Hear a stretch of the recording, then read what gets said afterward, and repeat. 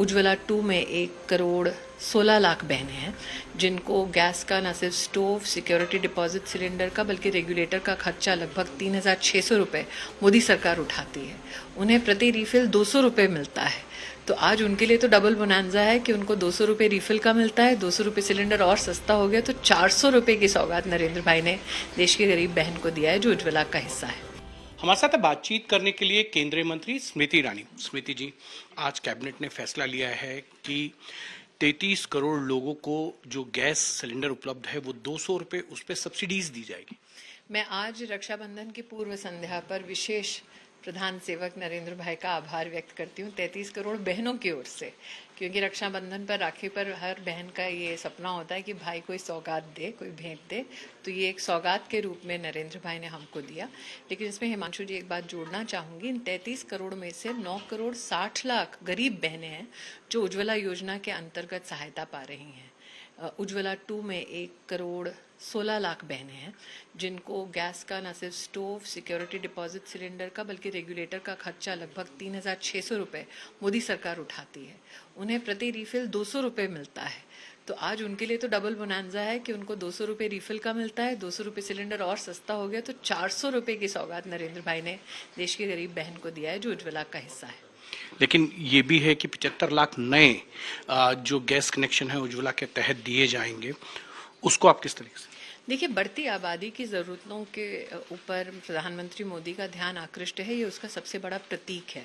क्योंकि कई सरकारें हमारे देश में रहीं जिन्होंने लक्ष्य एक बोला, घोषित किया, लेकिन उसको प्राप्त नहीं किया। नरेंद्र मोदी जी ने न सिर्फ उज्ज्वला योजना को घोषित किया, पहले उनका एक शिखर था 8 करोड़ बहनें, फिर वो 9,60,00,000 बहनों के पास उज्ज्वला की सौगात लेकर गए। अब 75 लाख नए कनेक्शंस को जोड़ना बढ़ती आबादी और एक संवेदनशील सरकार का बढ़ती आबादी के प्रति, गरीब के प्रति दृष्टिकोण का प्रतिबिंब है।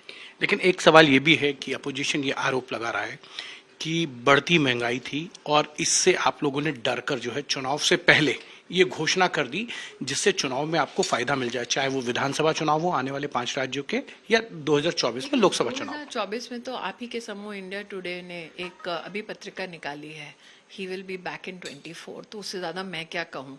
लेकिन जहां तक विपक्ष का सवाल है तो उनके लिए 2-3 प्रश्न हैं। जनवरी 2014 में 14 के चुनाव से पहले सिलेंडर के दाम आज के दाम से ज्यादा थे, डबल थे इनफैक्ट। तो विपक्ष ये बता दे कि क्या जानबूझ के, तब जब कोई कोविड नहीं था, तब जानबूझ के क्या जनता को परेशान करने के लिए उन्होंने डबल कर दिए थे प्राइसेस सिलेंडर के। दूसरी बात, नरेंद्र भाई ने इस पूरे कार्यकाल में, जैसे कि मैंने कहा, 10 करोड़ लोगों के पास गैस के सिलेंडर कभी था ही नहीं। उस पूरी व्यवस्था के इम्प्लीमेंटेशन के लिए अलग से पैसे की व्यवस्था की पुरानी सरकार ने क्यों नहीं किया। तीसरी बात, साल 2009-10 में मनमोहन सिंह जी ने 1 लाख करोड़ का कर्जा और ऑयल बॉन्ड लिया और ये कहा कि आने वाली पीढ़ी के लिए कर्जा छोड़कर जा रहा हूं। कर्जा लेने के बाद भी सिलेंडर के दाम क्यों नहीं कम रख पाए, और आज मोदी सरकार को 2026 तक उस कर्जे की वजह से 3 लाख करोड़ रुपया ब्याज सहित चुकाना पड़ेगा। तो मुझे लगता है विपक्ष की ना नीयत है ना नीति कभी रही है कि गरीब का उत्थान हो। आपको लगता है अपोजिशन के हाथ से जो महंगाई का मुद्दा था वो निकल गया? आप अगर महंगाई के मुद्दे पे श्रृंखलाबद्ध फिगर्स देखें तो कांग्रेस की यूपीए सरकार के लास्ट के 2-2.5 साल अगर आप देख लें, 28 में से 22 महीने महंगाई की दर आज की दर से ज्यादा थे।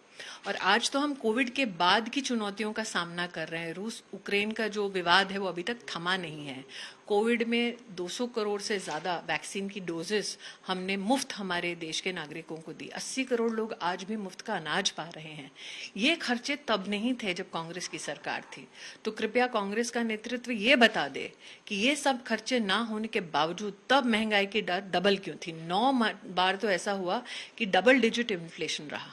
अंतिम सवाल आपसे, कांग्रेस के नेता हैं दिग्विजय सिंह, उनके बेटे हैं, विधायक हैं रणविजय सिंह। उनका ये कहना है कि आप जितनी घोषणाएं करनी है कर लीजिए, अंत में 2024 में कांग्रेस के नेतृत्व वाली सरकार बनेगी और राहुल गांधी वो प्रधानमंत्री बनने वाले हैं। देखिए, मेरा ये मानना है कि संगठित एक यूपीए के समूह का प्रतिनिधि बनकर राहुल गांधी जब स्वयं राष्ट्रीय अध्यक्ष थे कांग्रेस पार्टी के, तब वो अमेठी से हार गए थे जो 5 पुश्तों की उनकी सीट थी। तो जिसको हम हरा चुके हैं वो अगर नए सपने देखना चाहे वो उनका अधिकार है। लेकिन मुझे नहीं लगता कि स्वयं राहुल में हिम्मत है अपने आप को कैंडिडेट घोषित करने की। तो जिसमें खुद ये संभावना नहीं, उस पर मैं क्यों टिप्पणी करूं। जी, ये थी केंद्रीय मंत्री स्मृति ईरानी। कैमरामैन आलोक दास के साथ हिमांशु मिश्रा।